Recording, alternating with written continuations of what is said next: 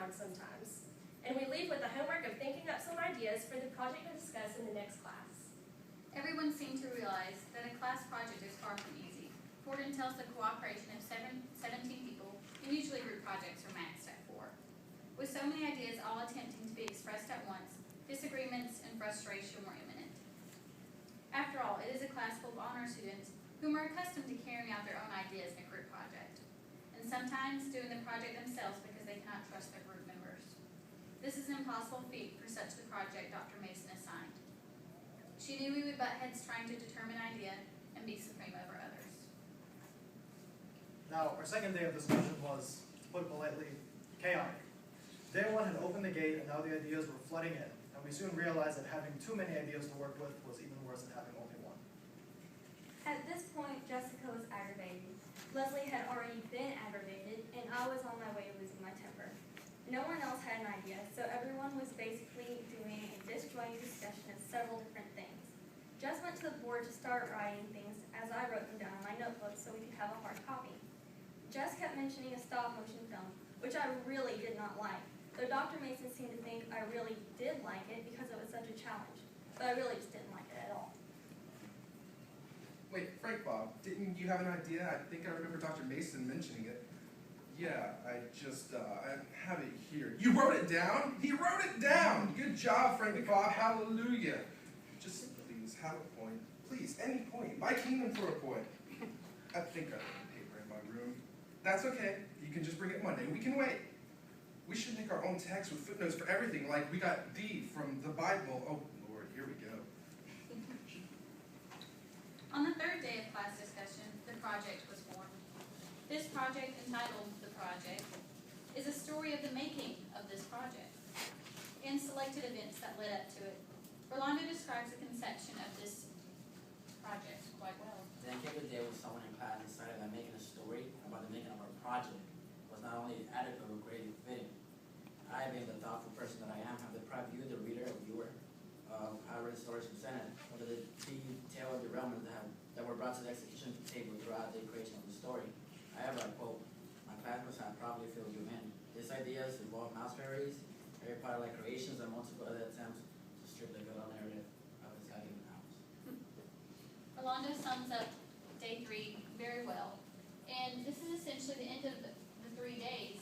However, Christina did create a poem that essentially sums up the conception of this project and Dr. Mason's assigning it to us.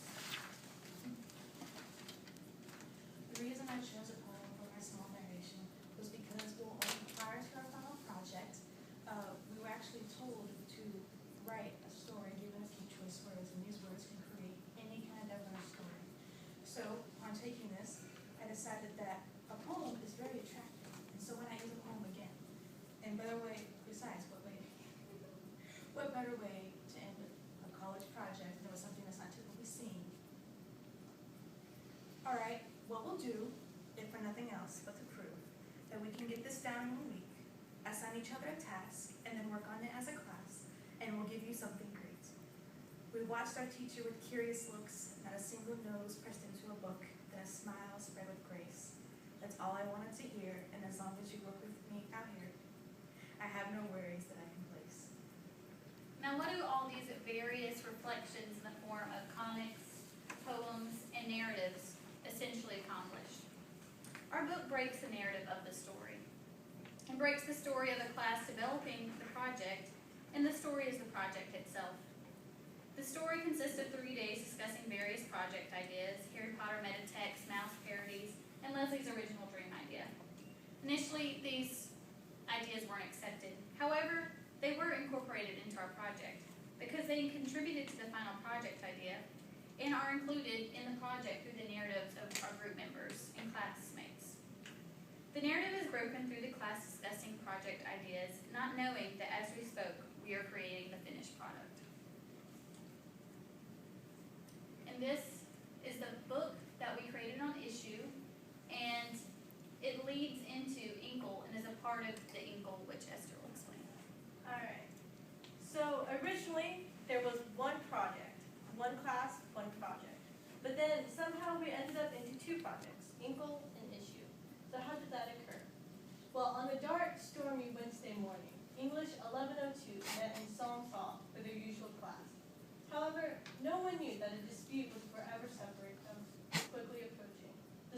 violent, more tired than usual, and all robotically sat in their unassigned but assigned seats. The morning started off with the usual banter and relentless bickering relating to the progress of our project. And Dr. Mason had an inkling that we might have an issue about how to incorporate the two websites.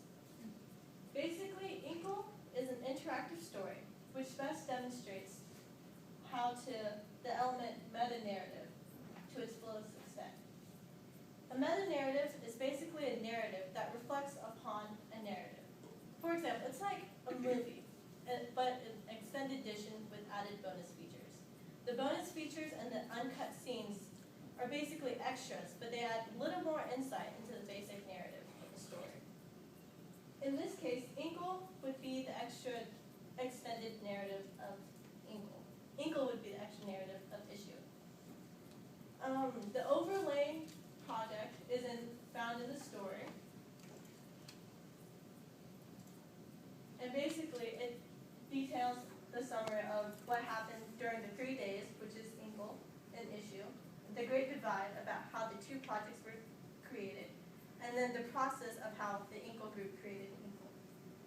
Now, each individual had to write a story about their own perspective of the progress of the project. And all of these stories are found under each individual.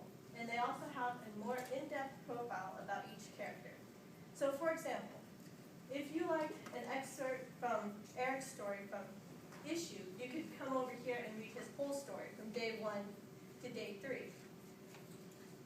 Which makes Issue a heterotopic novel because it takes excerpts from everyone's story to make one fluid and linear narrative. And if you go under extras, it gives us the groundwork about everything that happened in these 3 days. It's basically the origins of both Inkle and Issue. And we have it under information and videos. And the videos are the videos that were taken during the process of the making. And the glossary are basically the terms of all that we learned in English 1102 honors class. Hopefully through this project we were able to convey all of the postmodern and literary concepts that we learned throughout the semester. Postmodernism essentially tries to be creative while admitting that it's impossible to be original. However, we tried as hard as we could to break the narrative, and we succeeded. And essentially, that's what we were learning about the entire semester. The project aims to convey the struggle to create and to incorporate everything we've learned, as well as everything that went into the project. I'd like to thank all of you for coming. We're honored that you all were here and watched the presentation. And now we're going to have a short Q&A session.